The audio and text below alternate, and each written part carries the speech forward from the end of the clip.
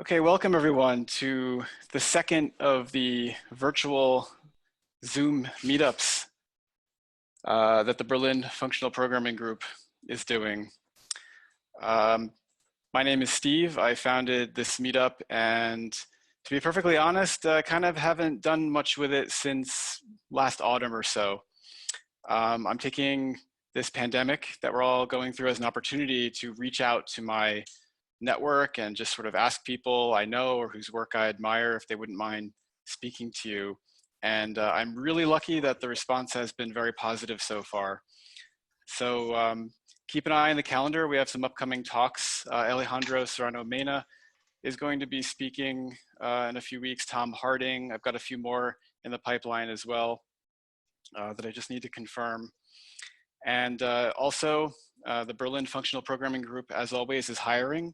We offer no salary and no benefits, except the opportunity to contribute to the organization and maybe get to meet some cool people and set up some interesting activities for others. I'm kind of interested as well in doing an evening of shorter talks. I've gotten a few proposals already. If you'd like to do something in the 10 to 20-minute range, send me a message. It can be on any topic whatsoever, totally open to whatever you've got going on. And we can do that in the next few weeks. We're now on YouTube and Twitter, so we're expanding our empire. And I've been recording the talks. I hope that's okay with Rúnar that we record the talk today, put it on YouTube. We'll edit out anything controversial. That's totally fine. And I'd like to introduce Rúnar. So I think Rúnar has one of the unique distinctions of being widely known in the functional programming world by his first name alone. He's a bit like Cher in that sense. I've kind of known him a little bit from the Haskell world and even more so the Scala world. He's the author, one of the co-authors of functional programming in Scala. And I think I randomly stumbled upon this Unison project that he's been working on Twitter some months ago. And I remember when I first discovered Haskell and got into it, and I thought, this language is amazing. I can't wait for whatever the next version of it is, the one that's actually good and actually useful and is well documented and has a reasonable set of libraries. And I think Unison maybe has the chance to be that. It's got some very cool features for, I don't even know if you could call it a programming language. It seems more like, I don't know, an environment built from the ground up for developer success in every way. I don't want to steal any of Rúnar's thunder, but if you have any of these problems, namespace pollution, merge conflicts, dependency cycles, long build times, waiting for tests to pass, dealing with source code itself, boring DevOps challenges that you didn't really want to have to worry about as a computer programmer, Rúnar is going to solve all of these problems for you and more. And then what are we going to have to complain about? That's my question for Rúnar. He's taking away all of our usual sources of grief and promises to replace it with something that's actually fun. And it's very exciting to have him here to talk about this. He's originally from Iceland, but apparently the winters there were not cold enough. So he's moved to Boston in the United States. So he is live from the East Coast of the USA right now, and I am in Berlin. And we're gonna have a great talk from Rúnar, and I hope we can have some Q&A afterwards. So as he's talking, you can think up some questions. If you wanna put your questions in the chat, I'll keep an eye on that. And if there's an opportunity during the talk where you wanna ask a question, I guess if it's okay with Rúnar, I'll butt in. And yeah, that'd be great. Okay, cool. So we can do Q&A along the way, and at the end, we'll have maybe an extended session. Yeah, so sounds good. Cool. All right, Rúnar, please take it away. Okay, awesome. Just gonna share my desktop. Now, of course, move the Zoom controls out of the way.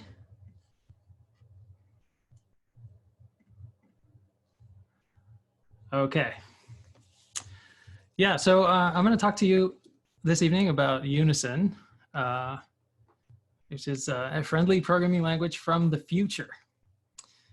So who am I? Yeah, so I'm Rúnar, and I'm one of the co-founders of a company called Unison Computing, which is a public benefit corporation. Our goal is to create Unison as a company. I'm also one of the authors of this book, Functional Programming in Scala, which is affectionately known in the Scala community as the Red Book, sometimes the Little Red Book. So today, I have the following agenda. I want to tell you about Unison and hopefully get you interested in it enough to contribute libraries and write Unison code like today, or maybe not today, but like this month or something. I want to show you Unison, like what it's like to work in it. And then I just want to answer your questions about it. Okay, so first of all, what is Unison? Well, Unison is a purely functional programming language. First of all, it is strongly and statically typed, strictly evaluated. It's open source, written in Haskell under a permissive MIT license. It is very similar to Haskell, sort of superficially. It has some similarities to Smalltalk as well, but it's, as you'll come to see, it's actually totally different from anything else, really. So I want to say why we are doing this. Like, why are we making a new programming language and like this new sort of programming platform? And, you know, starting from the beginning, humanity has been programming in higher level languages for like 60 years now. And, you know, we have experimented with various language designs, but most languages in use today are not really all that different from Algol 68 or Fortran, or they actually are Algol 68 or Fortran. So you know, most of the programming languages that are in use today, you can just kind of view as dialects of these ancient languages. So on top of that, languages, the programming language itself is really only one aspect of the full programming experience, or the experience of developing modern software. Like, there's all this other stuff that doesn't happen in our programming languages. It happens in some external technology, and often in a very sort of ad hoc and pragmatic way. Then there's things like version control and collaboration, you know, builds, continuous integration. You know, there's like Circle CI and Travis, and, you know, we use Git and GitHub, and there is deployment. So like getting your code deployed on like AWS or whatever, and distribution of software, like actually like publishing libraries for others to use and things like that. And then there's ops concerns, like actually running the software and making sure that, you know, the servers are up and things like that. So all of these activities are, you know, connected to programming, but are not actually done in our programming languages at all, with very few exceptions. And also, almost none of this stuff around programming is intentionally designed. Like the tools we now use to make software are mostly incremental and pragmatic, based on whatever came before, like technologies from the 70s. And whatever assumptions those technologies made, like we're still living with those today. We still use old-fashioned text editors to mutate folders full of text files that we then share around with tools that don't understand anything of the structure of the code. And then distributed programs communicate with one another via some kind of ad hoc protocol, using towers of technologies that, you know, sometimes require legions of programmers or DevOps people to maintain. And I like to say that, you know, these kind of systems like often just kind of hang together with like ops stuff and Unix. So if you could redesign the whole software developer experience from the ground up for the 21st century, what would you change? Like, what lessons from the past 60 years of software development might you apply to your design? And Unison is one answer to that question. So we wanted to revisit everything about the experience of developing software. And we wanted to design it to be delightful, first and foremost. Now, it's not complete. Unison is an alpha, which means that it has a lot of rough edges. The developer experience isn't anywhere close to where we want it. Like there's no fancy graphical IDE, for example. There's no like structured program editor or other things like that that we want to add later. And there are bugs, obviously, and there aren't a lot of libraries available yet. Like I just added filter on lists last week, and so not a lot of code has been written in Unison yet, which is an opportunity for you to come in and write that code. But we do have a growing and friendly community. We have a Slack, which is open, and people can come and talk about Unison. Okay, so the impression I want to make to you today is that number one, Unison has the potential to be completely amazing, and you can program in Unison today to help make that happen. And there's almost no setup. Like the barrier to entry is really low. All you have to do is install Unison and start coding. You don't have to like set up like a project structure or like configure your build or make like an SBT project or a Cabal file or anything like that. You just open up your text editor and start coding. Okay, so to explain what Unison is about, it actually can be kind of difficult because it's pretty different from everything else that's come before. But I want to introduce these two big ideas that you should kind of hold in your head while I'm talking about this. So those two big ideas are that Unison code is not text. It is structured, immutable data. So your Unison code base is a data structure, okay? And number two, Unison definitions are referenced by hash. That is, they are not referenced by name, like data.list or whatever. Instead, they're referenced by every definition and type is referenced by a unique and deterministic global address, which is a hash of its implementation. So for example, so this is the idea that code is sort of content addressed. So for example, I have these two functions, have and split. They do the same thing. They have roughly the same implementation. The only difference is the names of things. So, one of them is called have, the other one's called split. They call their arguments differently. The local variables have different names. But otherwise, these are, identical. And so whereas in other programming languages, these would be two different functions, with the same implementation.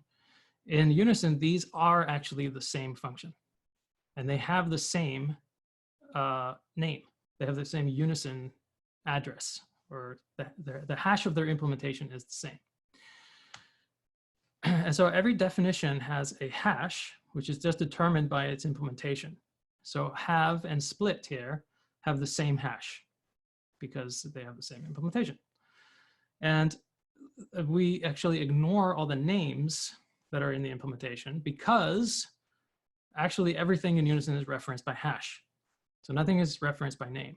So the actual underlying implementation in the Unison code base, which again is a data structure, not a text file, the actual implementation of both of these, or of this function, looks more like this, with the hashes instead of the names. Now these hashes are 512-bit SHA-3 hashes, and so they're not these short little things. But this is just to sort of give you the idea of of what the code actually looks like under the hood. Okay, so the other big idea was that the Unison codebase is not a mutable collection of text files. Right, so it's an immutable data structure that stores your code in computable form. So there's various kinds of metadata attached, like documentation and tests. And the codebase knows the type and entire dependency graph of every function. It knows how your code has evolved over time. And this code base is truly a database of your code, which you can query and manipulate. And it's append only in the sense that like you can't, once you add a hash, that hash is sort of in there forever. Like you can't change the definition of a hash because the hash is actually deterministically computed from the implementation. So all you can do is really add more hashes. Okay, so for example, one thing you can do, so this is using the Unison Codebase Manager. So here I'm in the base library and I say, well, show me the implementation of filter. I view list.filter and it shows me the code, the source code. Now the source code is not stored in the codebase. The source code is actually generated from the compiled representation, which is stored in the codebase. So this is just a sort of a pretty printing operation. So view list filter pretty prints the implementation of filter for me on the screen. I can also pretty print it to a file or whatever. I can ask for the documentation of list filter and it shows me the documentation. And documentation is actually written in Unison. So the docs for list.filter are a Unison expression. And these examples here are not text. They are actually Unison code. And evaluating these expressions is something that's happening when I say docs of list.filter. Unison is actually evaluating these examples and giving me the answers. Or fetching them from a cache because, it's purely functional and deterministic. And so we can actually cache these results. So cool. We can also add. Can I jump in with a question? Absolutely. Not my question, actually. Eric has a question. Eric, you want to unmute and go ahead and ask? Yeah, so, hey, hi, Rúnar. Hey. I was wondering about how you deal with code in relation to how Unison itself, the language is evolving, because you have different versions of Unison, possibly interpreting the code you store immutably differently from version to version. So how do you deal with that?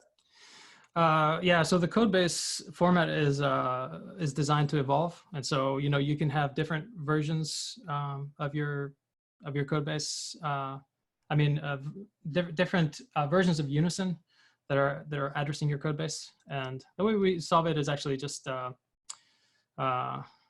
future versions will just translate your code over to like the next version and store that separately. Okay, so you have automatic migration from one version to another almost. Yes, we haven't done that yet because like there's only one version of Unison at the moment, but yeah, that's the plan. Cool, thanks. Yeah, no problem. And actually there are a couple other questions coming in. They seem relevant to what you're talking about right now, if it's okay. Sure, yeah, let's take a couple of questions. Philip, do you want to go ahead and ask? Sure, yeah. So you say that the code is an append-only database. So what happens when I make a mistake and I fix that, then I have conceptually a new function, right? Because it's a different hash. That's right. Is there some way to like remove the faulty one, or will it just forever be there and I just have to hope that nobody ever calls it? Is it? You can just remove the name of it. And you can reassign the old name to the new definition. Now, I'm going to talk about names here in a second. Okay. Okay. Yeah. Okay. Thanks. Mm-hmm. Great. And then maybe one more about comments from Daniel. Okay. Hi. Yeah, I was wondering, can you have comments at arbitrary points in the code if the code that you see is generated from an AST data structure or something like that? Or is it only in like on a function level that you can have docs? You can have docs at any level you want. So docs are actually just Unison expressions, and you can call them whatever you want. But to put comments like inline in your code, the Unison specification doesn't actually support that at the moment, but we are coming up with ways of supporting that. Ideally, we'd like that to not affect the hash. But what people are doing at the moment is actually they're just putting strings in their implementations, and the string is becomes the comment, and that's an okay solution for now. Yeah, interesting. Thanks.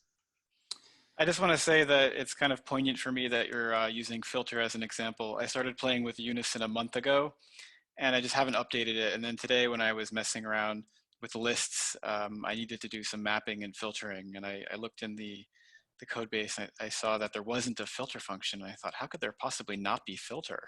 Nobody's and then written it. I got help in the Unison Slack, and someone told me to update. Oh, there it is. Anyway. Yeah, just recently added. Okay, was there anything else?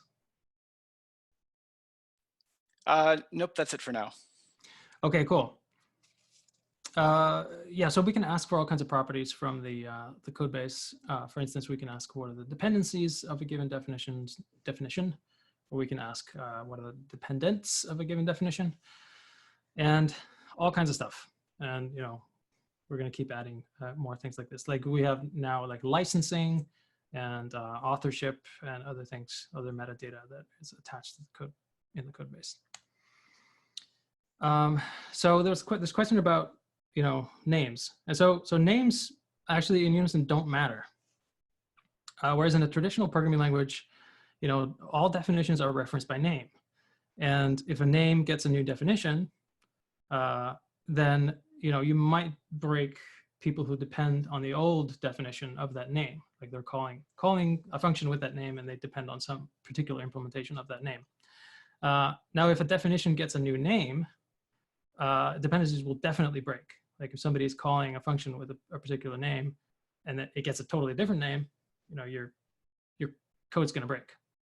Whereas in Unison, all definitions are referenced by hash, and nothing breaks if a name gets a new definition, and nothing breaks if a definition gets a new name. It's just metadata attached to the hashes, and all of the code that's existing out there in the world references your stuff by hash and not by name. And then, if you want people to point to a different hash, then you can write a patch, which will migrate their code to, the new hash. So you can actually think of all Unison types and functions as kind of occupying a vast read-only store, where every version of everything has a unique and immutable address. So then that's the hash of the definition. And a hash can actually have as many names as you want, and renaming is trivial and non-breaking. And then and reassigning a name is also trivial and non-breaking. And so what these hashes actually allow us to do is to unambiguously communicate code across both time and space. So a given hash always refers to a specific, unique Unison object, even across memory boundaries, or on disk, or over the network, or across revisions or versions. Another implication of these hashes and the structured code base is that there are no builds. Whereas in a traditional programming language build, the build, you run the build in order to make sure that all the code can address the code that it needs to call, whether that's in memory or on disk or like over the network or whatever. But like the build makes sure that everything, like the orchestration of the code, like all works together and then links to each other in the correct way. You make sure that the names in your code refer to the correct versions. Like, are you using the right version of the lens library that actually contains all the names that you need to call, and do they have the right types? And the build needs to type check and test everything as a closed world every single time you change anything. Whereas in Unison, all definitions are just referenced by hash, in this sort of global eternal address space. And a hash is always the version you want. And a given hash, when you add it to the code base, it's type checked and compiled. And then it never needs to be type checked and compiled again. And then if you write a test, when you add that test to your code base, we can run the test and it never needs to be run again, because we can actually cache the test results as well, because the tests also have a unique hash.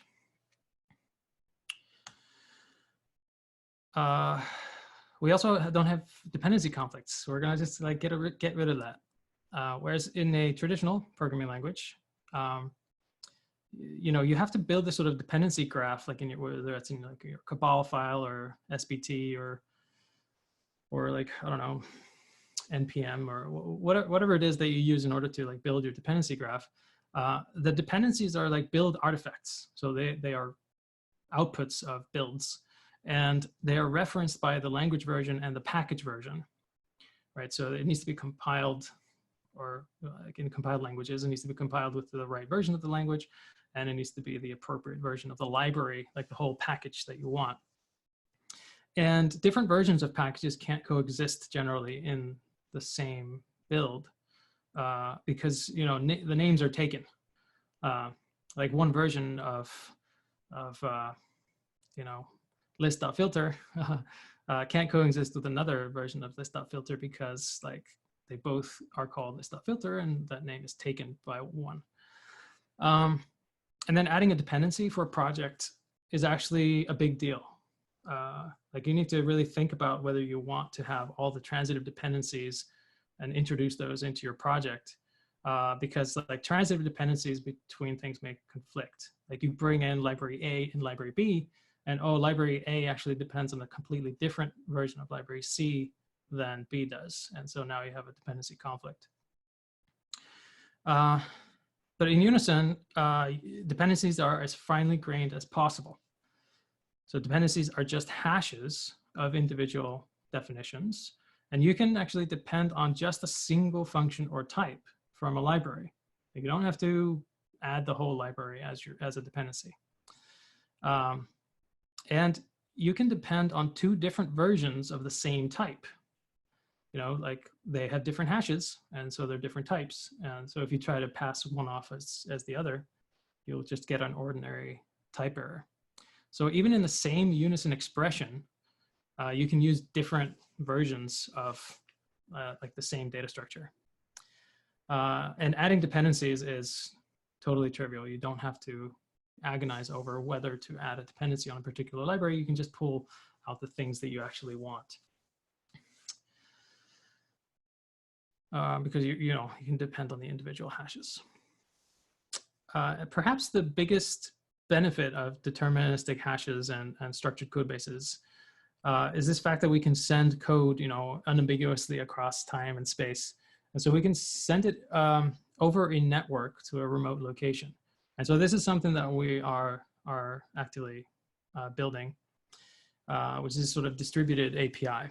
So if you want to build a distributed system in a traditional programming language, you write these single OS process programs, and then the deployment of those to like the system, you know, like to AWS or whatever, is described out of band by some other tech, by like CloudFormation templates or like, you know, Kubernetes or Docker, or I don't know, all kinds of things, all kinds of technologies that are not a programming language. And then you have this sort of build and deploy cycle, which is managed by yet more tech that isn't your programming language. Whereas in Unison, the program can describe the whole distributed system. And then to run the program locally is to deploy it. So, you know, you can actually have programmatically described deployments of systems like to the cloud.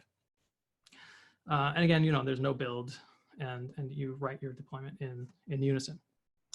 And so most distributed systems today use one of these three things. Like they use RPC, where all locations have to agree on what the code is, and then, you know, so they can call functions that are hosted on one another. There's message passing, which where all the services have to agree on a protocol, or any two services that talk to each other have to agree on a protocol. And often those protocols are developed in-house in an ad hoc fashion using technologies that are not programming languages. And the third thing is like the event bus, where you have to agree on some kind of message data structure or an event type for the bus, and you have to have this additional technology, like Kafka or whatever, to make that happen. And so, like, either all the code has to be deployed in advance to every location, or the programs on the network have to like agree on how to communicate over some other tech. Whereas in Unison, since the code base is structured and every Unison has an unambiguous hash, we can just write programs that distribute themselves to remote locations. As long as all the nodes are running Unison, you can communicate hashes to remote nodes just using a simple API. And then you can send the Unison code, which again is a data structure, right? You can send that over the network as necessary. So just an example of like the kind of thing that we want to enable is like a distributed MapReduce, where a distributed MapReduce just looks like a pretty ordinary program. Like, it doesn't look that different from a program that you might just run on your laptop. But this is a program that could run on like a cluster of 1 million machines or something. So then this is calling out to like a remoting API. So it's using this function called fork. And you can see that there's a sort of tick here, or the apostrophe, which says that whatever is in these parentheses is a computation. It's not going to be evaluated right now. It's going to be forked off to whatever the location is that's spawned by this fork call. And so I'm saying at a remote location, like on this line where it's like FL equals and FR equals, I want to say at a remote location, fork off a process that calls MapReduce at that remote location, operating on L and R, and then force them once they come back with an answer. Okay, so the details of this code aren't all that important. The main thing I want to impress on you is that we can write code that distributes itself over a network using like a cloud API, of which this fork thing is a part, and it doesn't look all that different from just regular code. We have a few more questions, if this yes. is a good transitional moment. Absolutely. Ulrich, do you want to go ahead and ask your question? Yes, unmute. Yeah. Hi. Yeah. Thanks for the great introduction so far. You were a couple of times stating things about the code base, and I was wondering what the code base is. If you're thinking of that as like a global, there's only one Unison code base worldwide, and it's like a distributed ledger thing, or if there's like you have your local database and it might be different from your colleague or your other company. And if it's the latter, how does actually sharing work? From what you're telling, seems like it's the sort of compiled, in quote, version, but not the text you're sharing. Right. Yeah. Okay. So at the moment, I mean, that's a good question. And like, there's lots of points in that design space that we could take, and it doesn't have to be one or the other, but at the moment what we have is a little program which is called the Unison Codebase Manager that you run locally on your machine, and it keeps the database on disk, and when it compiles definitions, it will add them to your codebase, so it'll add them to the codebase on your disk. And in order to share that, at the moment we have these commands in the Codebase Manager called push and pull, and so you can push your like a portion of your codebase to GitHub or GitLab, or I should say any Git location, and then other people can pull your portion of your codebase into their codebases. Right. Does that answer your question? Okay. Yep. Thanks. Yeah, but I mean, it's totally legitimate. Like maybe later we could have these sort of like global code bases where, you know, everyone could be like operating on this shared global namespace. I mean, that's totally possible. Interplanetary file system. Yeah. It would be highly frustrating. You submit stuff and you immediately detect that it's already there. Just a different name. Right. I mean, you know, there'd have to be some kind of conventions for like, oh, this particular portion of your namespace is like owned by you, like, I don't know, com.yourname.whatever. Anyway, that's something we can talk about. We have a few more. Speaking of interplanetary file system, I think Rúnar is actually transmitting from within the interplanetary file system right now. That's right. Joel had a question. I think he may have left though. Joel, are you still there? Okay, I guess not. I'll ask his question for him and he can watch the video recording later. Okay. Is there a way to keep future updates backwards compatible with previous generations of code? I'm thinking of a structure from package version 2, which is passed to function version 1. I'm not sure I understand that question, but I mean, I want to say yes, because like, you know, it's just data, you can do anything, but like there are no packages in Unison, and so there's no package version of anything.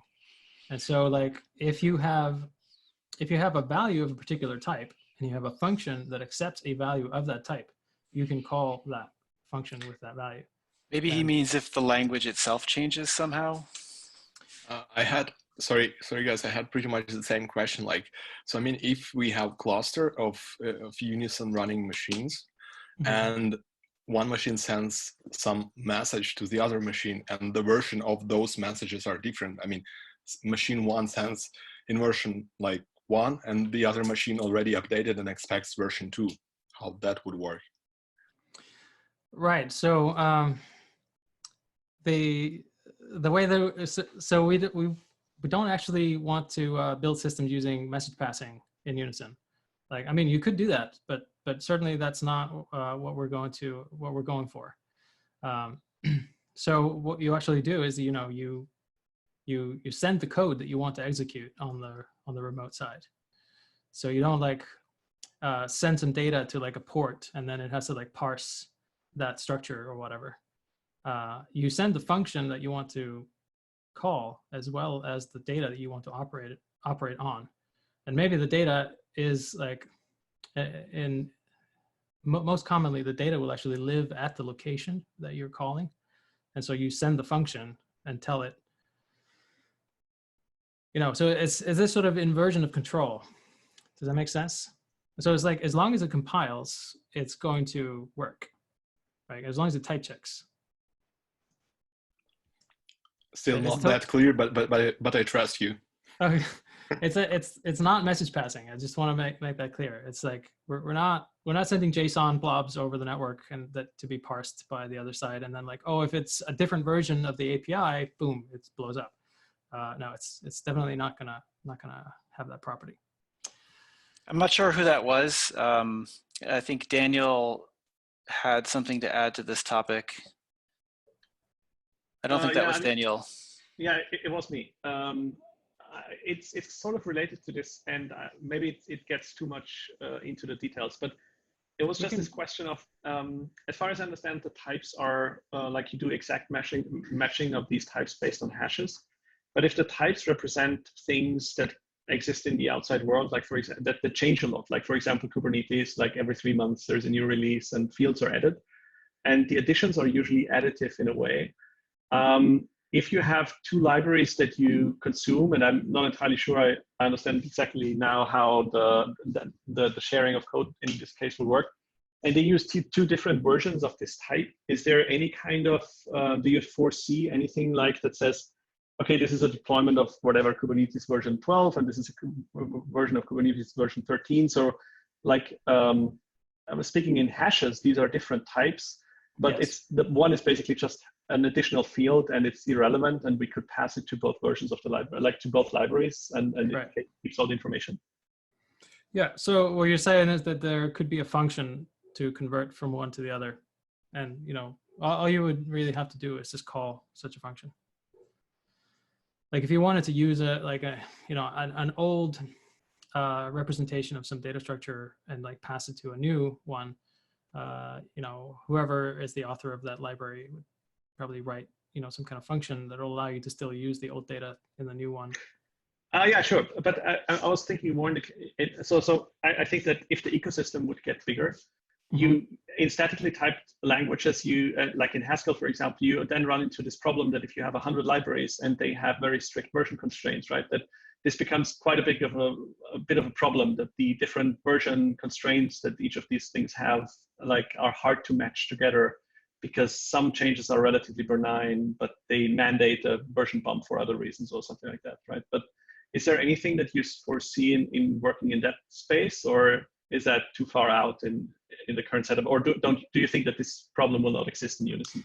I definitely do think it will exist, but it'll exist in a different form, I think, and like a more fine-grained form. Like it's never going to be the case that you try to use some library and you want to make sure that the version ranges match up between all those libraries. Like you can use whatever version of libraries you want, but it's really where the rubber meets the road, like where you actually make a function call with a particular version of a data type. You're going to get a type error, just like an ordinary type error, if you try to pass it like an old version of a data type to a new version or a function that expects the new version. And then you're going to have to do some kind of conversion on your data in order to fit it to the function that you actually want to call. But I think that's just like inherent in the way versioning works. But however that's going to be, whatever work you're going to have to do, like I think that is work that is essential. Like that, this isn't like any kind of incidental complexity. This is like something that you actually do have to do, and it's going to be as fine-grained as possible in Unison. So you're gonna see exactly where you are having these sort of version differences. Cool. Thanks. Yeah. All right. So sort of a non sequitur, but I wanted to show, since we're talking about this remote API.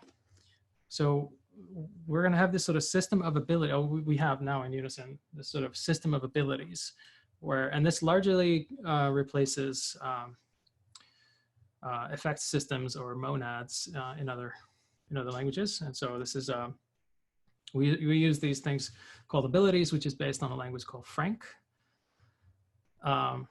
which also calls them abilities. And so the thing that was shown earlier with the remote stuff, it uses a remoting ability.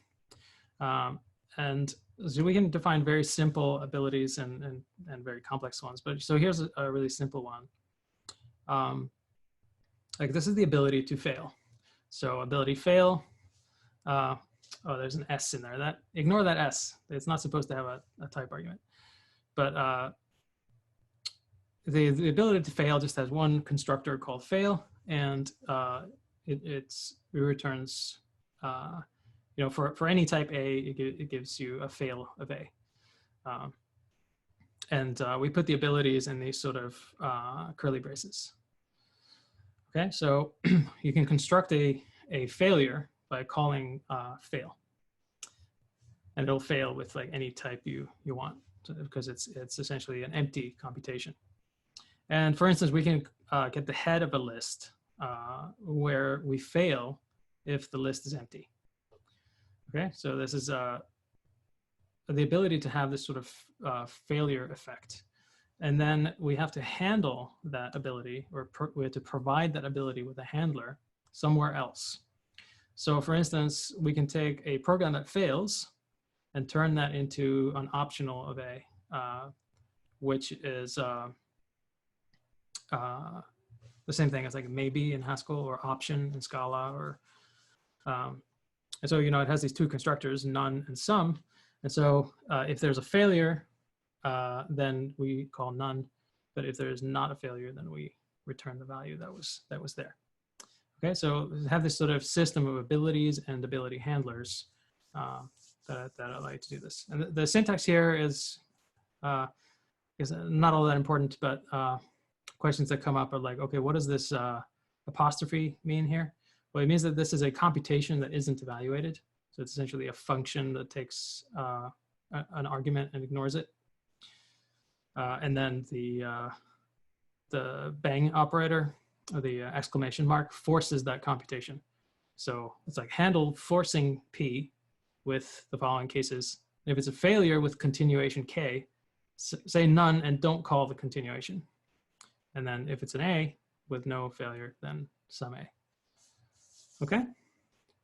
So this is kind of gives you an idea of what the syntax of Unison is like at the moment. Here's a simple state ability. So, you know, we can have the ability to pass around some state of type S, where we can put the state and we can get the state.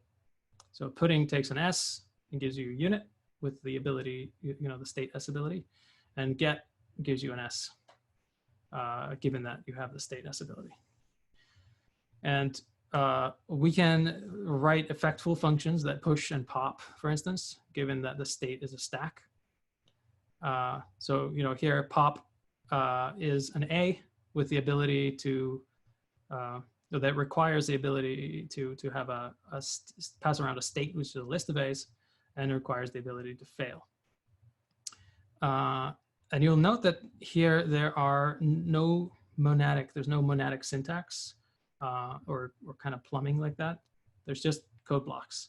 So in a very direct style here, I can say pop is just, you know, stack is, you know, get the stack and then put the stack back with the first element removed, and then get the head of the stack and return the head of the stack that we got. And then push is, you know, in a very direct style, put the cons of A and get, like, cons A onto the front of whatever we get from the state.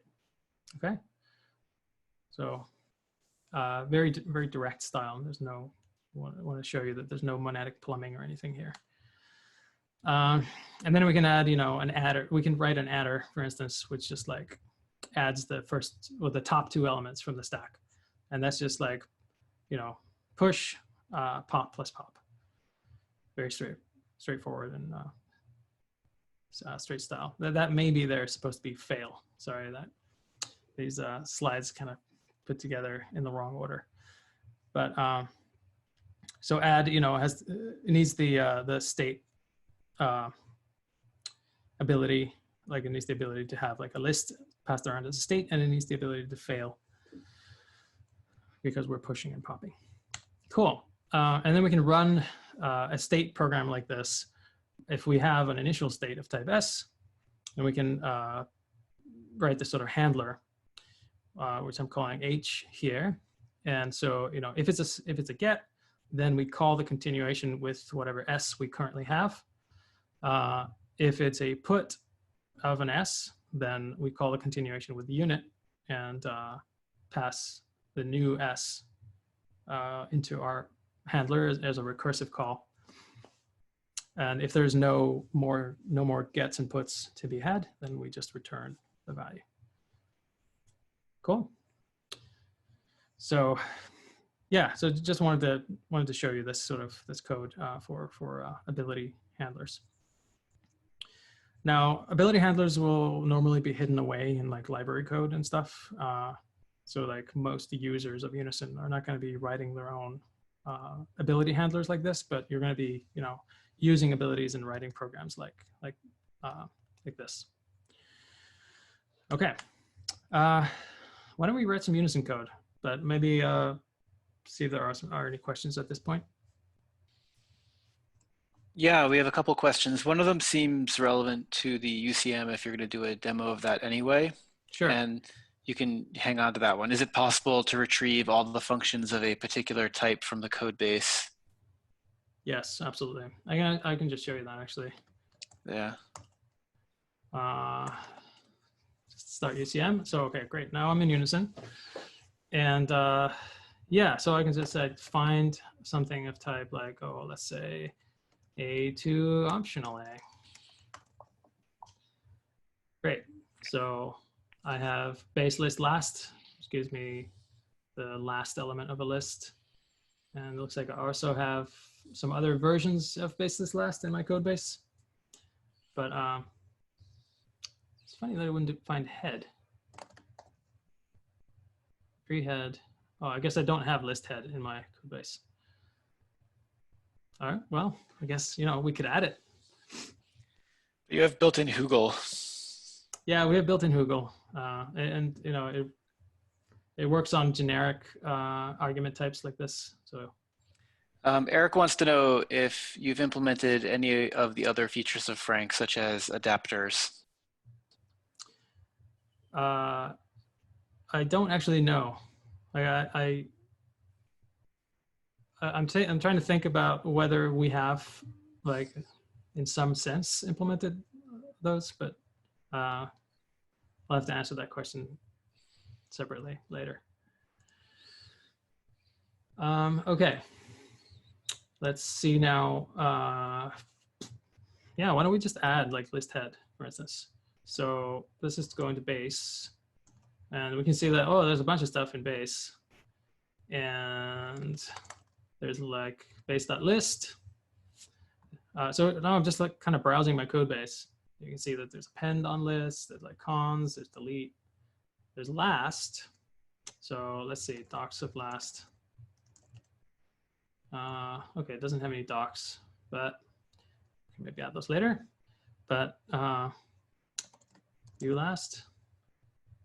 Oh, docs list.last. Does that do it? Yes. Last returns the last element of non-empty list. So, and these examples are actual Unison code. We can ask for the source code of list.last.doc. And you can see that this is actually a Unison expression. And it uses this sort of documentation syntax or documentation block. Rúnar, do you think you could enlarge the font a little bit? Oh yeah, absolutely. Thank you. Is that better? It's good for me. I'll see if anybody complains about it in the chat. Okay. Okay. Well, we can add list.head. So we can, it looks very much like Haskell. We can just say list.head is cases where it's the empty list. We say none. And if it is A together with A's, then it is, well, actually we don't care about A's. Some A. Okay, so I saved my file here. So I just have this file in the directory where I started up the Unison Codebase Manager, and I'm just editing that file. And whenever I save that file, just calling that file scratch.u. So UCM will actually look for changes to any files in the current directory with the file extension .u.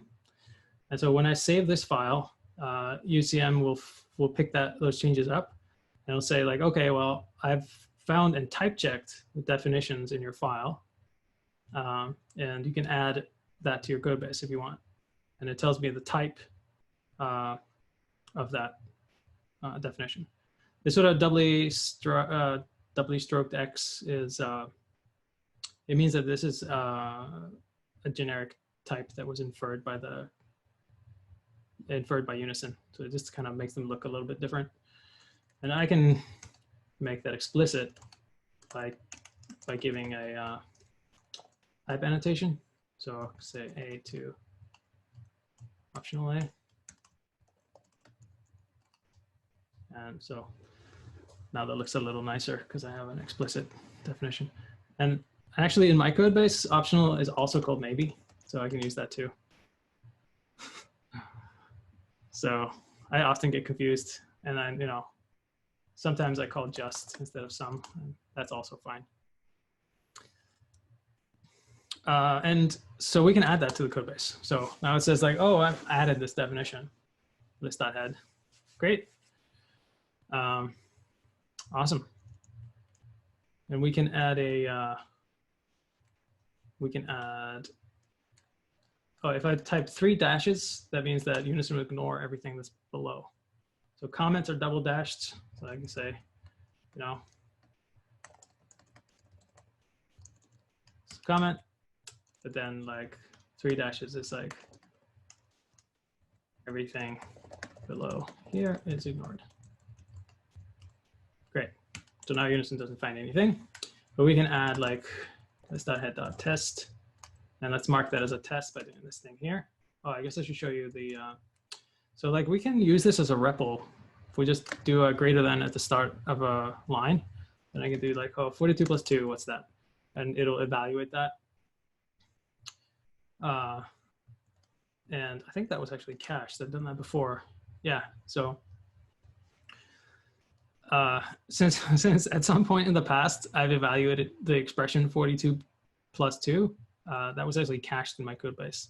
And so it shows up like this, but if it's not cached, then it comes out in a different color. I can confirm that that works. I was following the tutorial, and I think in the tutorial, it tells you to run the tests like 100 times, and then obviously the next time you run them, it's cached and it finishes instantaneously. So I kept on pushing this until I got up to like 100,000 times. Wow. It took a couple minutes on my machine, and then again, instantaneously. Right. Well, most of my life is spent waiting for JavaScript tests to finish. So that was meaningful to me.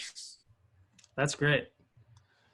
Yeah, once you've run a test, you never have to run it again. I mean, unless it's like, you know, something that's like talking to a network or something, but that's going to use a different mechanism. Okay, we can write a test for head. So I just mark my sort of watch. So these are called watch expressions, these things that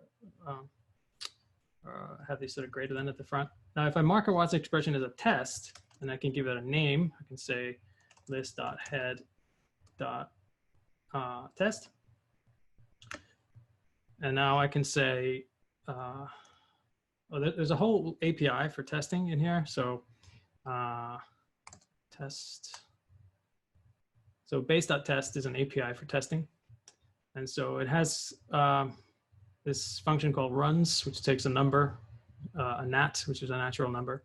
So that's the number of times to run the test. And it needs a generator ability. So it's like to generate arbitrary test cases. And it gives me a list of results. And so this is what Unison expects, or what the UCM expects a test to do, to return a list of results. So we can actually just call runs. Oh, I always type Rúnar because muscle memory. 100 times, and let's just construct a block, let block. So let x be a natural number. So I'm going to force this sort of nat constructor here. So you can see that that's a generator of natural numbers. It's at number 16 over here. We can actually look at it, view 16. So that's the source of the natural number generator. And so we want x to be a natural number, and then like x's to be a list of natural numbers.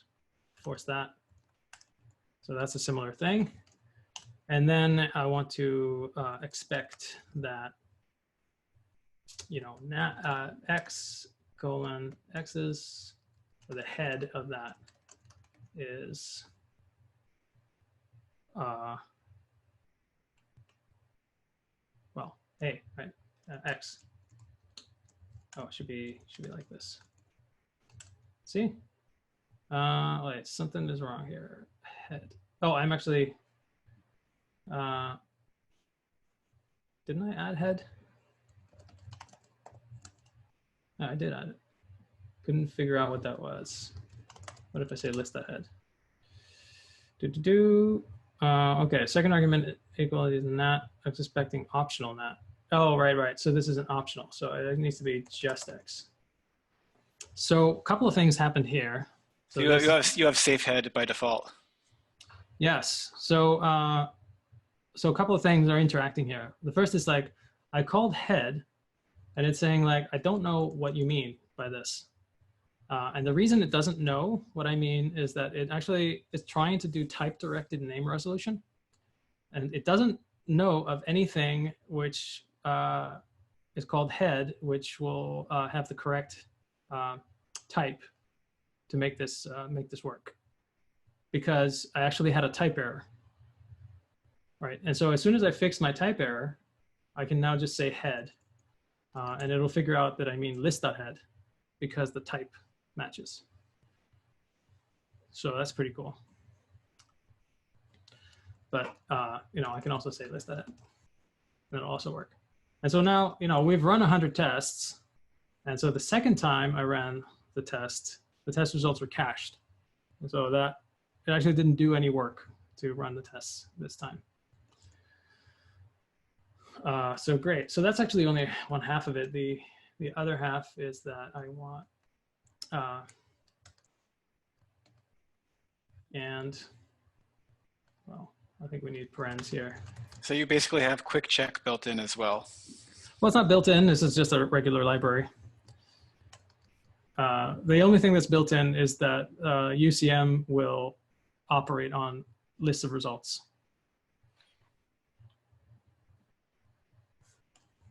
And you can use a totally different testing library if you want. Like you can write your own. It's totally cool. But this is a library that I wrote, which does batteries included quick check. Yeah, batteries included quick check.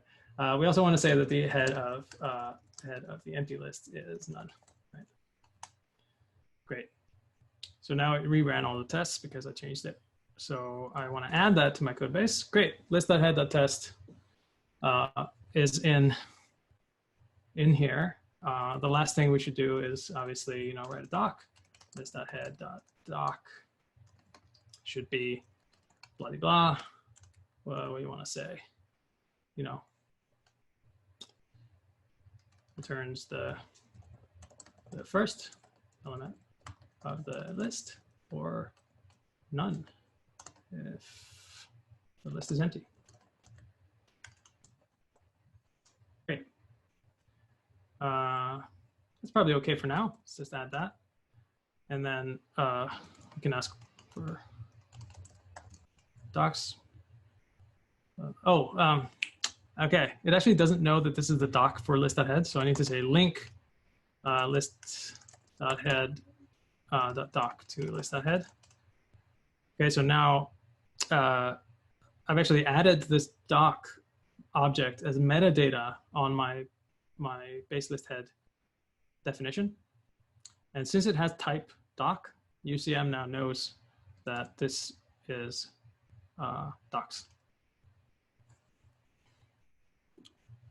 So I'm using just one. So it has these sort of positional argument things, or the sort of list thing. So whenever UCM gives you a list of stuff, it's numbered, and then you can use the numbers in your next command. So docs of base list at head is, you know, returns the first element of the list, or none if the list is empty. And that's exactly what we want. Great. So we've actually, you know, written something in Unison here, and we can now contribute that to base if we want, and that's actually pretty easy. So you know, let's see.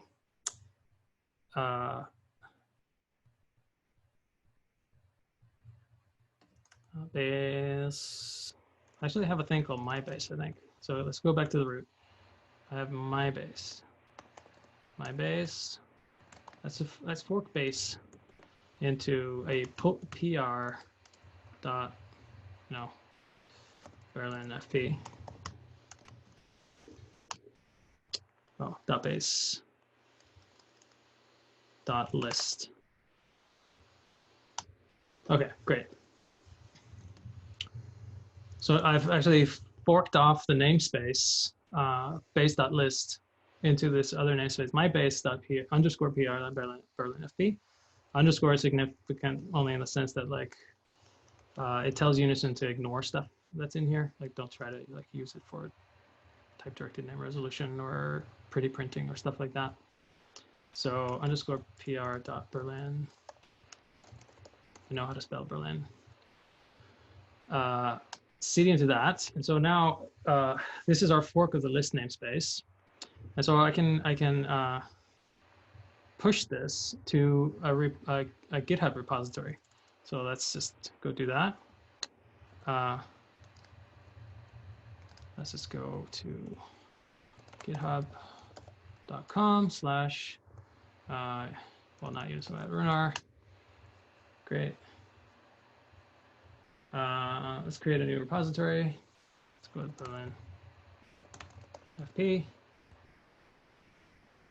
You know, I'm assuming that you would probably already have a repository where you push stuff like this, but you know, just making one from scratch just for us. And then over here, you can say now, I want to push this to that location. And yeah, that's it. I want to push it there.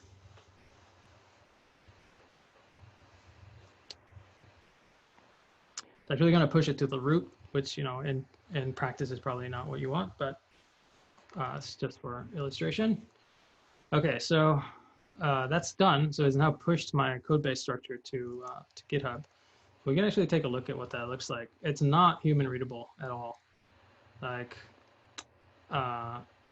these are the sort of parts of the database that we pushed. Like there's a dependency index, namespaces or paths. You know, this is where all the terms are kept. Types. There are indexes for types. If we go into terms, we can just see that there's a bunch of hashes in here. And the hashes themselves have a compiled representation and a type. And then some of them will have other stuff in here. But like the code base format is not human readable, but we hope to have at some point in the future, and people are working on this already, a code base browser where you can, you know, use your browser to look at a code base that's hosted on GitHub. Okay, so now I've hosted part of my, sorry, was there a question? Yeah, I was just curious. So you don't have a workflow that includes at the moment things like code reviews and pull requests? Yeah, we do. We do. And so I was actually going to show you that, okay. That particular process. So one of the problems that like I often have is, well, we spend a lot of time talking about the architecture of the code base itself in development, which files go where, what belongs in what files, how to separate things, where tests belong.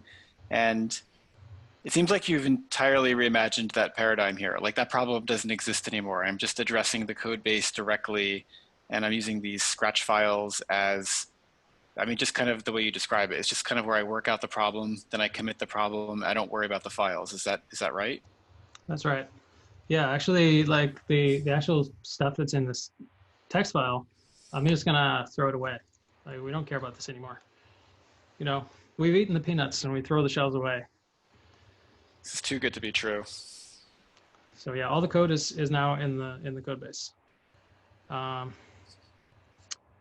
you know, these problems of like how to organize your code base, they still exist. They just exist in a different form, and the stakes are a lot lower. Like you can always reorganize stuff. That's totally fine. You're not going to break anybody's code if you like move things around, you know, because they're referencing the hash, and the hash isn't going to change. Yeah, so I was going to show you the pull request stuff, right? So if I say, you know, pr.create, I always forget what the actual thing is. Okay, pull request.create, the base, and then the head. Okay, creates a request to merge the remote repo head into the remote repo base. Great. So if I say pr.create, which is an alias for pull-request.create, if I use where base actually is, which is https://github.com/unison/web/base. So that's where base is. And actually, I want to send that pull request to a particular namespace in the base, which is list. So it's base.list.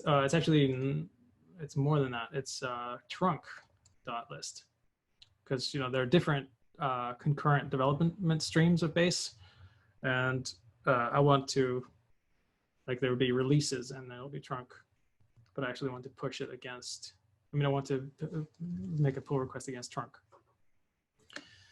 Okay, so trunk.list, that's where we want to send this. And then the one that we just created was github.com/Rama, that's me, /berlinfp. And I think, yeah, we just pushed it to the root. Okay, so let's see how that goes. Let's see, I don't totally know how to address specific git commits. Trunk.list. Wait, what am I doing wrong here? We can have a constants for base. Oh, .trunk.list. Dot means root here. So .trunk.list means that I want to, from the root, I want to go to trunk and then to list. Okay, so this actually creates just this kind of wall of text, which I'm just going to copy into my clipboard. And so this is saying, well, the changes summarized below are available for you to review using the following command. And so it gives you the command to load the pull request into your code base. And it tells you what I've added. I've added head doc, and head test. And oh, I changed fold L to fold left. Oh, that's not actually something I wanted to do. So that's something that I probably did earlier and messed that up. Oh, I didn't change it. I just added another name, fold left. So let's actually delete that name. Delete term fold left. I think you may have followed your own tutorial. Yeah, that's exactly what happened. I didn't start with a fresh code base for this demo. Sorry about that. Okay, so great. I just deleted that name. And I can always undo that later, or whatever. So now I'm actually going to push again.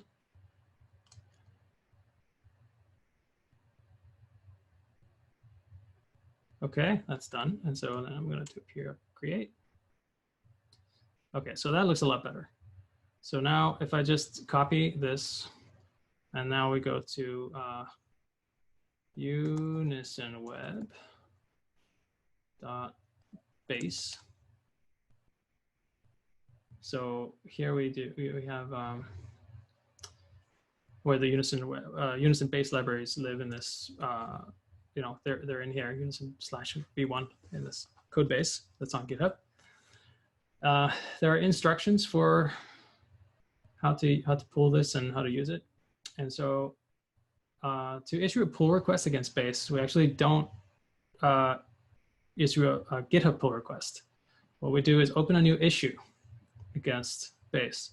And it's going to have these things, these sort of tasks. And one of them is a new Unison pull request. So get started.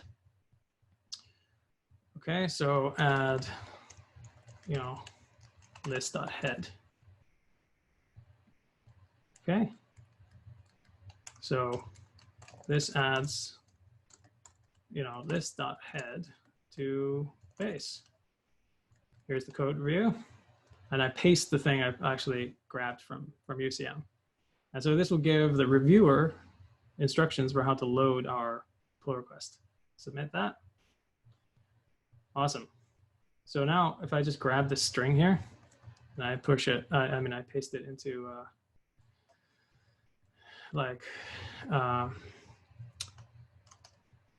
let's just do CRs, which is my code reviews, and BerlinFP. And now I say, load that pull request.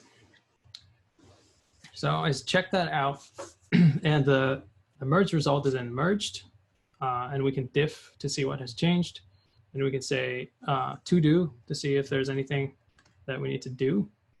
Like to do, there are no conflicts. That's great. More specific, more precisely, we do this because the actual patch is in the merged namespace. So there are 3 namespaces now in my pull request. There's base, head, and merged. So base is the thing that I'm trying to merge into. Head is the thing I'm trying to merge. And then merged is the already merged stuff. So then if I say diff dot namespace base merged, it'll show me what has changed. And then if I'm the maintainer of the base libraries, I can simply push this to base. I'm not going to do that right now because I would probably get yelled at for doing this on the fly. But we would just push it to GitHub using the push command here. So that's sort of like what it's like to develop in Unison. And I hope that kind of gives you an idea.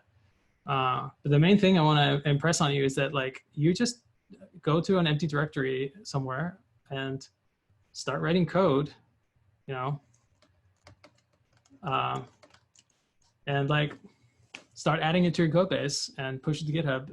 And there's nothing. There's a very low barrier to entry. You just like start writing code. So if you just go to unisonweb.org, there will be instructions for like how to get started. So if I just go to unisonweb.org, then there will be a button on here that just says install. You click that and it'll tell you how to get started installing. If you're on Mac, it's just like brew install unison-language. And there are instructions for how to do it with from the GitHub releases. You just like unzip a tarball and it'll have a binary inside of it, which is called UCM. So should be pretty easy to get started. So just real quick, I want to say like where we are with this. So as of right now, it's April 2020 at the moment. We have an alpha release milestone release, M1K, just came out like yesterday or the day before. So this is fairly stable at the moment. So you can start writing libraries and sharing them on GitHub. Obviously you're gonna run into bugs. There are going to be rough edges because this is like alpha software at the moment. But I think that the experience is pretty nice already. And certainly like, if you're a languages enthusiast, like you should definitely try this out. And like we need more libraries, like we just added list.head, like that wasn't in the base libraries. What are we going to do for the next few months? Well, we're going to work towards another milestone release, which we're calling milestone 2, which will have a new, faster runtime. Like right now, Unison code runs pretty slowly, but we're working on a more sort of industrial strength runtime, and we have a full-time compiler engineer working on that. And we're going to squash lots of bugs, and we're going to add lots of libraries. And you can do either one of these things. Like if you're a Haskell programmer, you can contribute to the Unison compiler. It's open source, written in Haskell. And lots of, we have a long list of contributors already, and lots of people are having fun adding to that. And, you can add libraries, and like the barrier to entry to adding libraries is like, you can just write list.head. That can be your library. You can write leftpad or whatever. Like you don't have to have anything that's like super polished or whatever. Like if you just want to write one definition or a couple of types, like that's a completely fine library. We're gonna be working on the sort of basic cloud computing APIs. So this sort of kind of remoting ability. That's something that we're going to be working on, particularly this summer. And also, like what's coming is like whatever you decide to do with Unison. So really it's early days, and whatever Unison can become is largely up to you. So with that, I just really want to answer your questions. All right. Thank you, Rúnar. That was really great. And we do have questions. And I think you're getting lots of good questions too, which is nice. Okay, great. Alex has a question about intellectual property, if Alex is still there. Okay. Alex, do you want to ask your question? You can unmute. He says he can't use the microphone. Oh, he can't use the microphone. Okay, I will read it for him. Have you thought about implications from the intellectual property standpoint? Multiple authors can come up with functions that have the same hash. That would be impressive, actually. How to decide who is the original author? More so, it seems functions can be just mined by semi-randomly generating them and claiming authorship over them. Yeah, that's fine. We don't have any like that's something that we don't have any kind of infrastructure to deal with, or it's not something we should really care about, because like, you know, I mean, that can happen today. Like you can publish stuff to GitHub and you know that you just like copied wholesale from someone else, or that you know it has the exact same implementation as something that someone else wrote.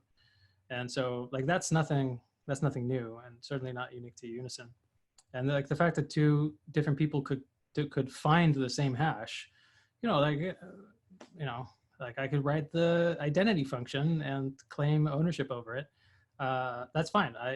I can just publish that under a particular license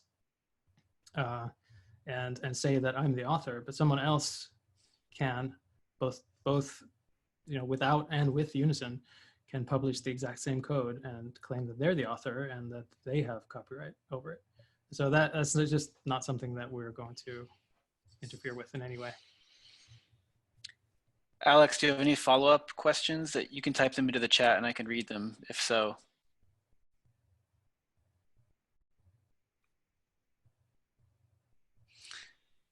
Maybe not. I think Murat, you had a question.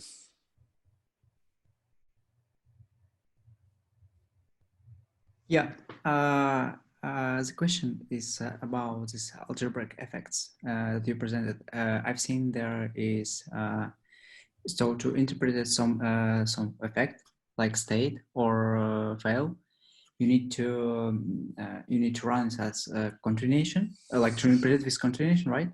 I just sorry, I didn't read about Frank language and its type system. Yeah. So like this thing. Yeah. So wait, what's your question?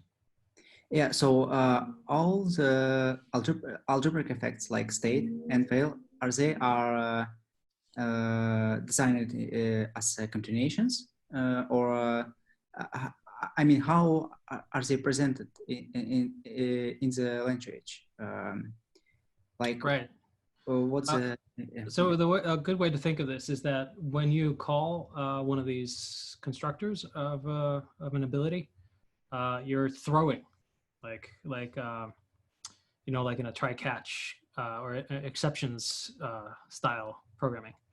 And so then the handle block here is like a catch block, and then you know, over here with push and pop, we're actually and state get and state put, we're throwing get and put, and so then they get caught by this handle block. And so the thing with like exceptions is that, you know, you get the thing that was thrown, which is like an exception, but then you just have to like exit the program because there was an error. But in algebraic effects like this, you have the option to continue the program once you've handled the effect, and that's what this K thing here is. So K is then the rest of the program. So this pattern match here is saying, can I get a cursor on this at all? No, I guess not. Yeah, I get it. Yeah. Mm-hmm. Yeah, so yeah, this is like state.get, you know, will have the continuation of the program, like the remainder of the program would be a function K, which expects a value of type S. So, and that's how you handle this stuff. But in the fail handler, we actually don't continue the program. So this is more like exceptions, because we don't actually call the continuation K. We're saying like actually exit the program. Yeah. So it's possible like interpret these effects like with an arbitrary continuation to to jump in any part of your code of your expression? If you had, I mean, yeah, you could call any code from within your handler. So you can call any function. You don't have to call K. You can continue with any other function if you wish. But the thing that the handler is actually going to receive is the continuation at the point where the ability constructor was called. Right. Yeah. Thank you. So this is very sort of like delimited continuation style stuff, if you're familiar with that. Yeah. So whereas is a reset is like is this expression? So reset is before this expression, right? Oh, I actually forget which is which, so I don't remember. Okay, it's like limited. It's just like you have reset and switch, and in switch you can. Okay. Right. Hmm. Yeah. Maybe we can move on. And Birat, I encourage you jump into the Unison Slack. People are very helpful there if you have any further questions about that. I believe Joel has a question about I/O. Okay. Oh, well, so my question, I think you started to talk about it, but I was looking for information on like how you do I/O in this case, but this was a while ago, so it looks like I'm seeing these effects, and this is how you would do it. Yeah, that is how you do it. So so if you do it in base, there's an I/O. Oh no, it's not in here. Actually, forget where it is, but let's see. Find print line. That will tell us where it is. Oh, print line. Oh, it's in lowercase I/O. Okay, so there is an I/O API right now, which is pretty incomplete at the moment, but sort of slowly expanding it. And it allows you to do things like file I/O and sockets, and I/O errors and things like that. And and you can fork threads at the moment. So yeah, there's a number of things you can do with I/O already. So okay, cool, thanks. Yeah, and it's as you can see, it's one of these abilities called I/O. I should say view I/O. It'll tell you all the things that are in this ability. This reminds me a bit of working with Emacs. Yeah, it is a lot, I guess, a lot like working with Emacs. But yeah, these are the low-level operations of I/O. So you should not call these directly, but there are APIs around them, and it's all totally undocumented at the moment. So okay, thanks. Yeah. Thanks, Joel. Simon, do you have a question? Simon is actually in Berlin as well, so I feel like I need to privilege Simon's question if he's still there. Yeah, I had to switch onto my headphones again. Yeah, basically, how does the I/O stuff here interplay with forking to other machines? Right. So the ability to fork onto other machines will just be represented, as an ability that. So we're talking about these things as calling them locations, and then the representation of a location will just be a socket, ultimately. And so, we'll handle the remote ability into the I/O ability ultimately, which just means that, these remote calls will be turned into I/O calls that send bytes over the network using the I/O API. Does that answer your question? More specifically, for example, you cannot send a file socket over the network usually. Right. That is true. But you actually, well, at the moment, you will be able to send a handle to a file socket over the network, but it will just not be an available socket on the other side. Probably got to figure out how to do that properly with the type system, so it's a bit harder to mess it up, I guess. Yeah, that's certainly something that we can look into at some point. But yeah, file sockets are pretty low level, so I don't imagine that you'll be. I mean, you know, it's a mistake that is probably pretty easy to make, but I don't imagine that you'll be passing sockets over the network.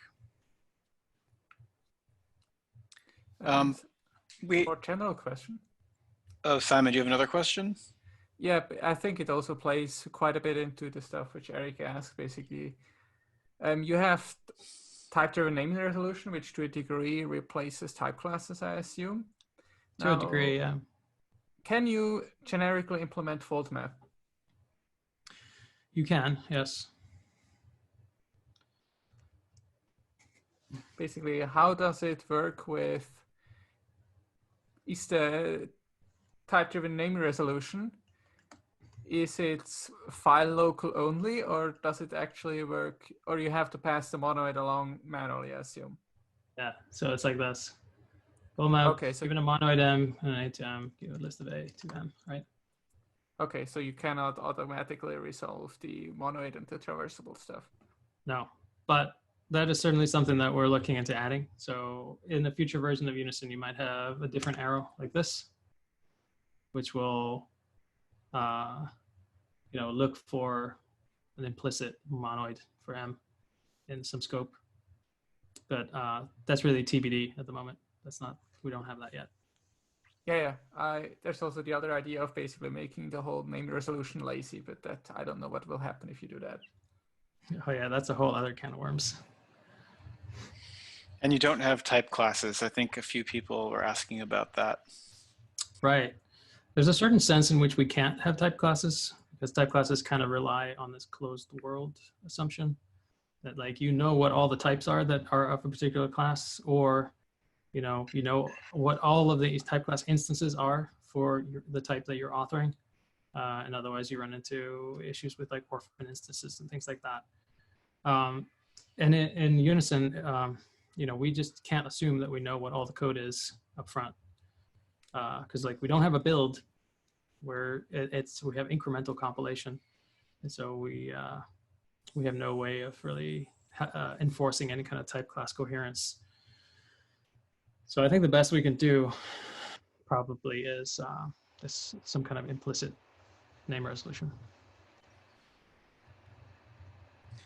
Do you have time for a few more? I don't want to take too much advantage of you and your time. Oh yeah, totally. Okay, cool. Then moving right along, Evgeny has a question about algebraic effects. I just wanted to ask, so algebraic effects, it's not like widely used currently, and there was a decision to implement I/O using effects rather than traditional monadic I/O, just because you can, or because it better interacts with another parts of Unison. Yeah, there are a couple of reasons why we decided to implement things using algebraic effects rather than monads. One reason is that monads are super awkward to work with. Like, you know, a lot of programmers just find it really difficult to deal with, because there's a syntactic overhead to using monads.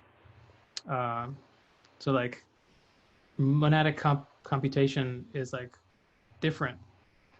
You know, expressions that use monads look different from expressions that don't. Whereas, you know, in Unison, we want, you know, like idiomatic function application to be, where is it? You know, to sort of be the default, right? So instead of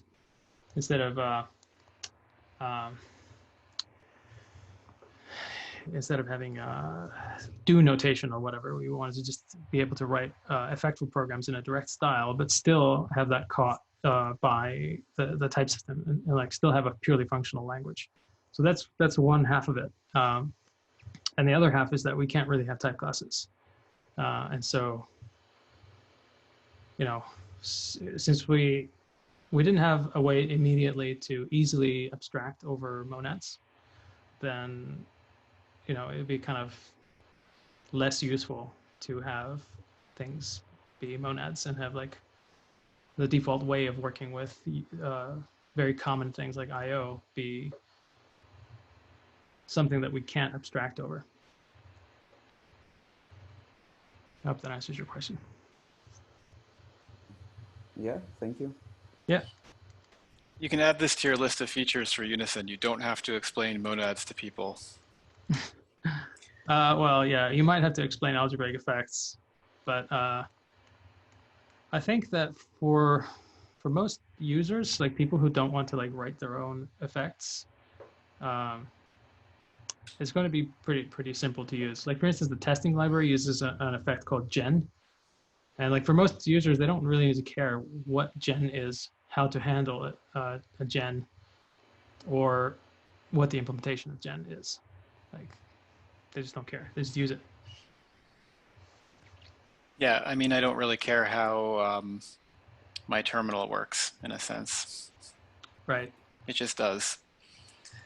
Okay, Lucas has a question about code navigation.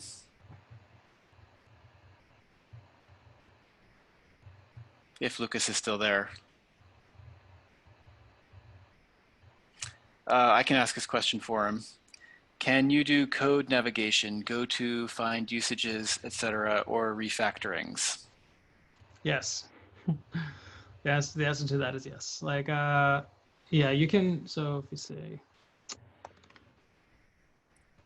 so we can list the dependencies of a particular definition. So that like that's all the things that call a given definition, or we can say dependence that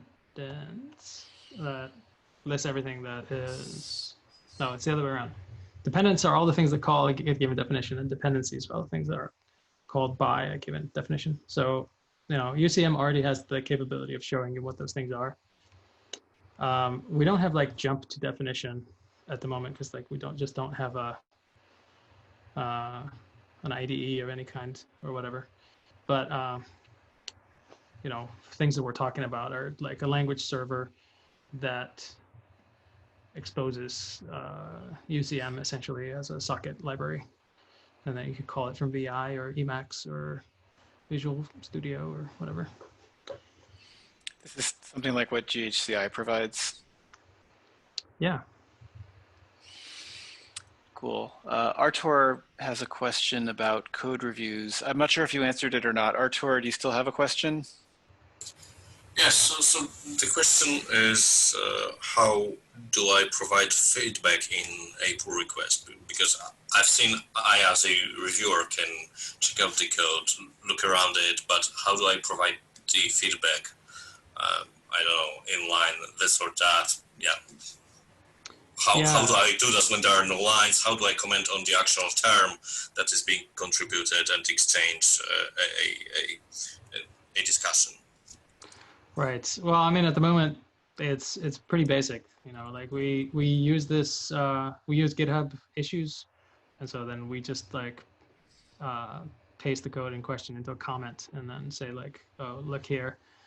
But yeah, you know, we don't have any kind of infrastructure around that, but we can certainly imagine that, you know, that will be useful in the future.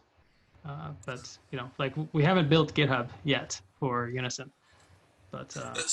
Yes, so I guess my question is whether there are plans to somehow interface with GitHub in a way that would provide a reviewing experience similar to the current, or maybe it's fundamentally against the principles of the project. No, I don't think it's fundamentally against the principles, but it might be pretty difficult to repurpose stuff from GitHub, because like GitHub is really designed to operate on textual code bases and like, you know, blocks of text. But you know, you can imagine a process where, you know, you can just like add. So right now, pull requests are like first class essentially in Unison. You know, like they are actual namespaces with terms in them, and so you can imagine like having a process where you push those things back and forth. You maybe like add new definitions, which are like document values, and then, you know, we can build a nice API, nice user interface on that or whatever. But yeah, looking for ideas for that for sure. Yeah. So from what you're saying, it would seem that the review would basically be done in the UCM and not in the GitHub UI. Yeah, I mean, ultimately, UCM will be, like a web-based graphics, GUI, and we'll have all this cool stuff in it. Okay, cool. Thank you. Yeah. Paul has a question about ability polymorphic functions. Hi. Just a question about what's the distinction between pure and effectful functions? Is there like a conceptual distinction? For example, like list.map, right? So from what I can see in base.u, it's defined as pure, but the documentation describes it as an ability polymorphic. Could you explain a little bit around? Oh, yeah. So if we just look at list.map, you can see that its type is actually ability polymorphic. So it takes a function from A to B that has any effect A, and the result then also any effect E, and that result also has the same effect E. Right. So this is actually traverse from Right. So I was probably looking at some old version or something. Yeah, maybe. Somewhere. Yes. Okay. But okay. The thing is that we actually do that by default. So for instance, if I take let's say edit list.map. So if I edit this thing, I'm just gonna change these because I don't like them. But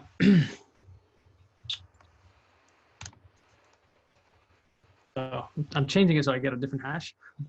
So if I edit this thing and I annotate it with this type, where I get rid of the effects, and then I save that. It's telling me that. Oh well, no, that doesn't actually work because it's saying that it needs to be effect polymorphic. Oh no, it's actually just because I'm forcing something where it shouldn't be.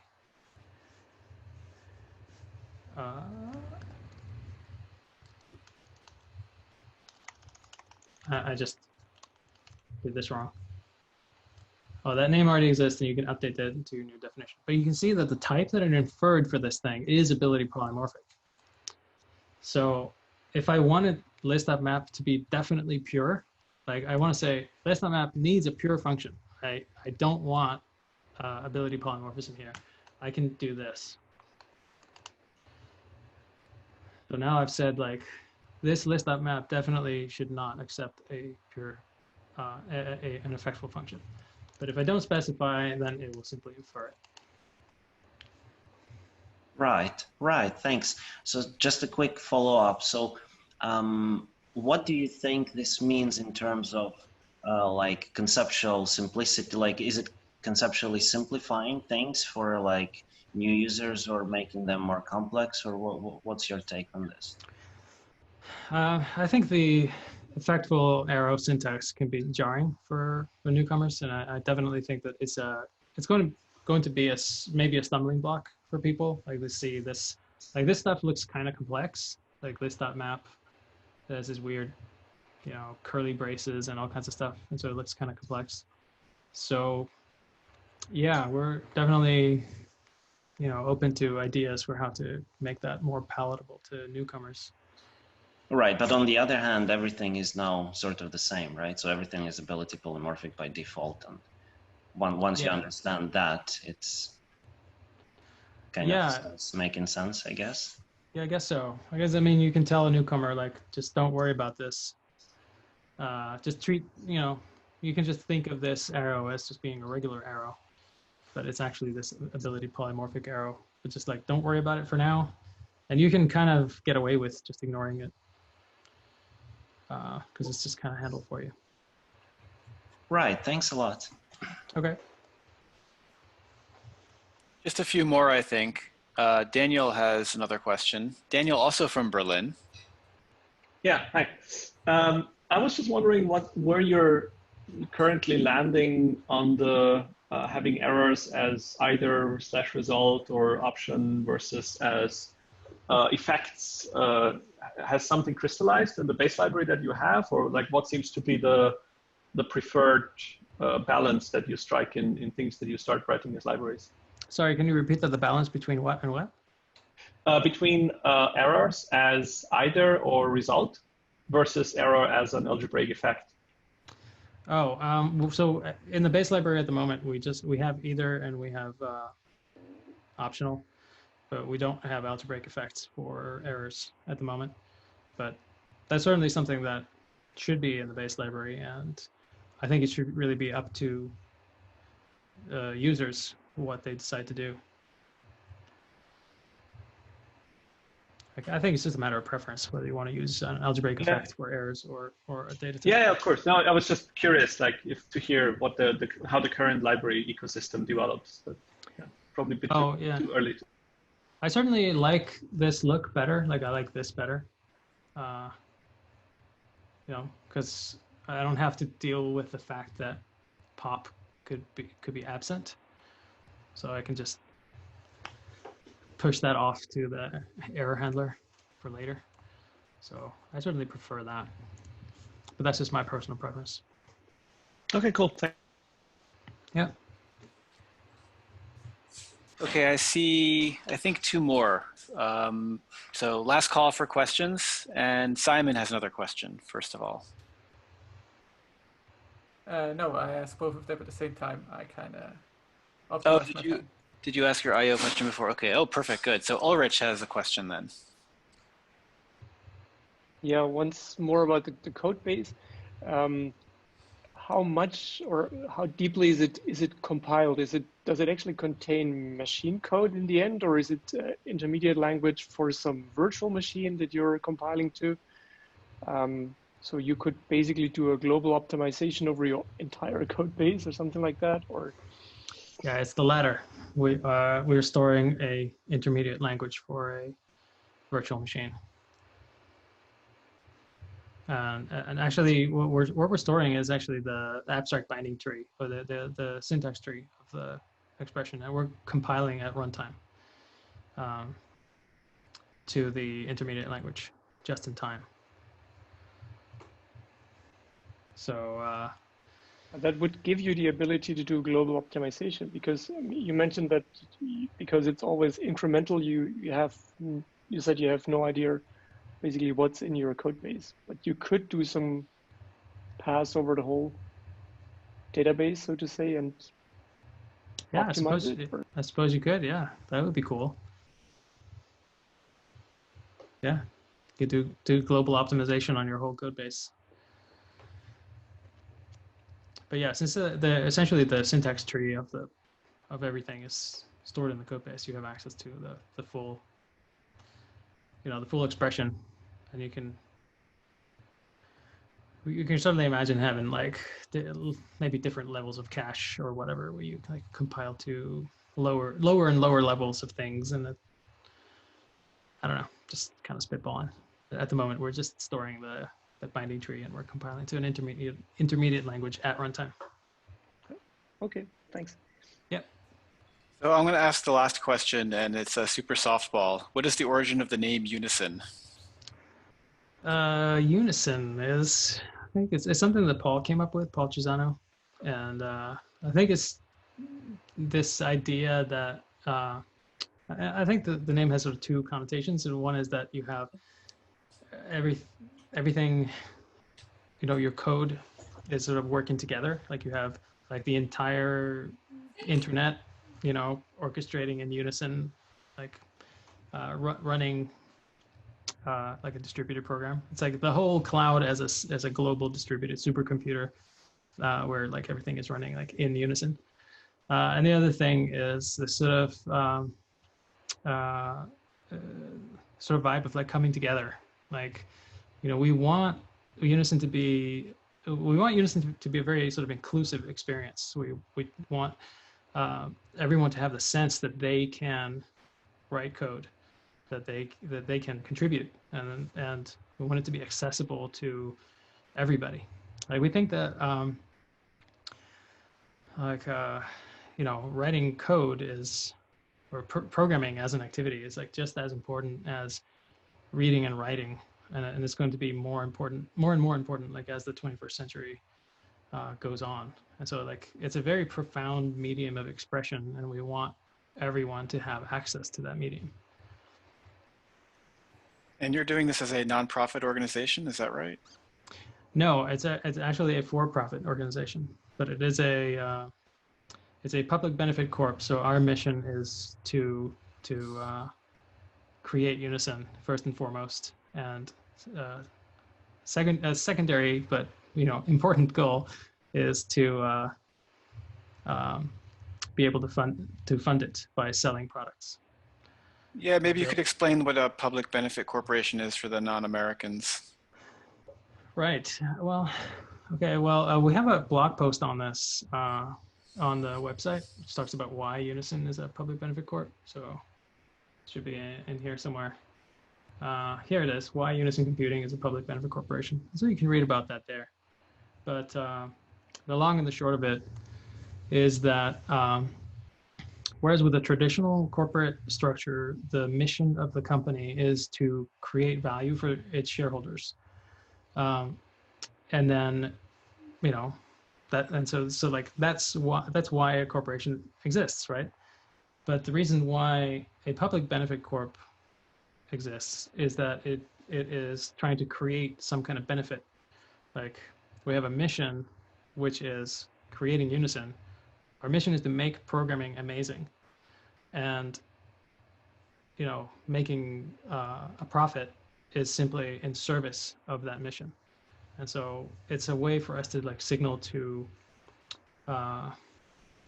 investors and like the business community that we, you know, what we're about is creating Unison. And like, if you want to be a part of that journey, you need to care about that mission. Cool. Sounds like a very interesting model, actually, the way you work the incentives.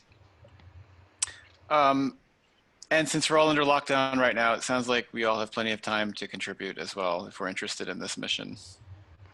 Oh yeah, I absolutely want to encourage everyone to drop by the Slack, you know, to install Unison and just like start playing around with it, start coding. And we're there. We have nothing else to do other than to, you know, write Unison and hang out on the Slack.